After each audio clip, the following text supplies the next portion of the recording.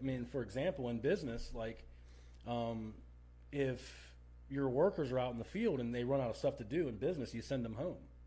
But if you love them and you care for their family, how can you send them home? How can you not find something else for them to do? Or how can you not give them a few extra hours for the day and say, hey, go home, I'm sorry, I don't have anything else for you to do, whenever you're trying to provide for their families. You know what I mean? You're providing a job for them so they can provide for their families. So business strategy and what's right doesn't always come together, you know? Yeah. So, and you mentioned you had made decisions before without seeking his guidance in that. So, learning from that, did you shift to make up a prayer before you make a decision, or what changed from those decisions? Well, that's the interesting thing, and I don't think anybody really knows. I think it's something that you kind of walk through, and you get something together that works for you. I mean, obviously, it talks all in the Bible about doing God's will. It says he works everything after the counsel of his own will, or what he wants to happen. He works everything for that.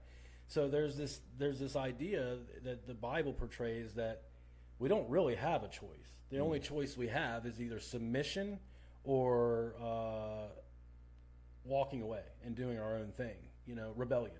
You know what I'm saying? Sure.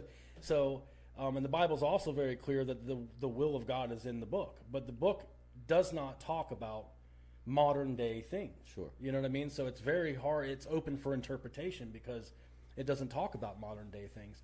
So I pray a lot about, I mean, it says that if you love the Lord your God, he will give you the desires of your heart. You know, so I believe that a desire that you realize is there is from the Lord. You know what I mean? So Sure. I think that every single person who does business or works at Chick-fil-A even, that it all started on a desire to work there, and that desire, I believe, is a desire that God puts you, because I think we're built a certain way to want certain things, and I believe that if he brings everything to you according to how he wants things to be done in your life, that the opportunity speaks to you.